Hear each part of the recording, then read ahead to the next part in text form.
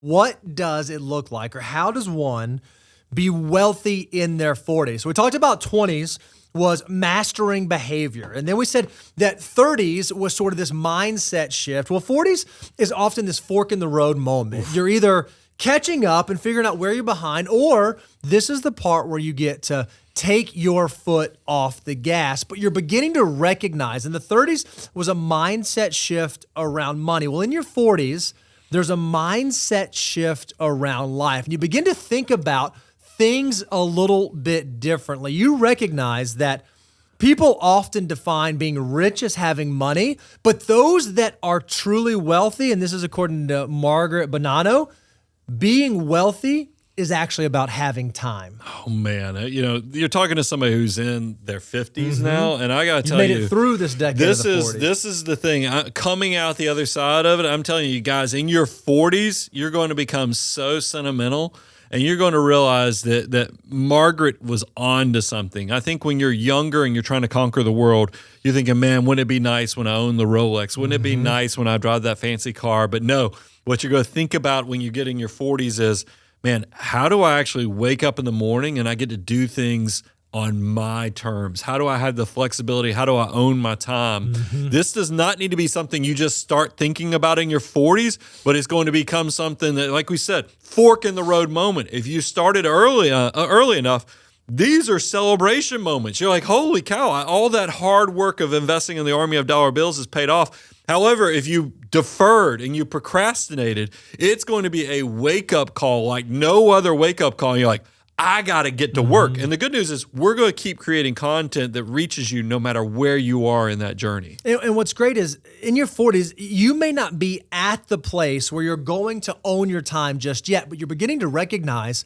that you do want to own your time and why you want to own your time and what you want to fill your time is. And you're going to start recognizing that, yes, money is a tool and it's something that allows me to accomplish my goals, but I also have other goals. A lot of folks in your 40s, this is a formative time where now you're even begin to interact with your loved ones in such a way where there are implications to the way that you communicate and the way you model money and finances and decision-making to your children. It was Bruce Lee that said, instead of buying your children all the things you never had, you should teach them all the things that you were never taught. It took you learning through your 20s and 30s and 40s to figure out what money was and how it worked. Well, imagine if you can distill those decades of education you received and pass that on to your child before they start out on their journey. Well, I always think about, we've done we've seen the data in our investors, of our millionaire survey. We've seen it in the Millionaire Next Door and others, where 75 to 80% of millionaires are typically first generation.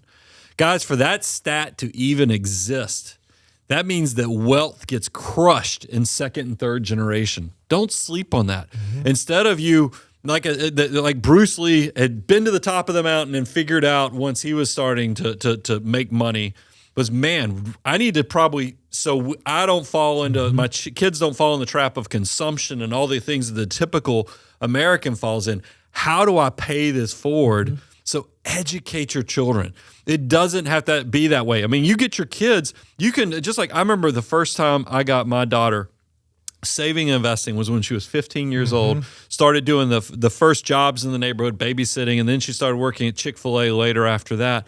And I was able to prime the pump, a new dollar for dollar matching to fund custodial Roth IRAs and other things. And I'm still bearing the fruit, the dividends from that education that she got when she was in her, 15 years of age. And now fast forward 7 years later, those assets are real. And that's what I'm telling you guys. And that behavior is real. So I'm hoping that second generation for my family doesn't fall into the traps to create that stat that 80% of millionaires are first generation. I want my daughter to be the exception to that 50 to 70% that fall off in second and third generation. I want that to be done. Again, we're talking about how in the 40s, it's about this mindset around how do I own my time and what do I use my time doing and what are the things that really matter to me. One of those things might be educating your children. And then what you recognize is you begin to move through this stage. And as you begin to recognize that having wealth behind you unlocks some new things, you get to recognize that wealth is not just about having a lot of money.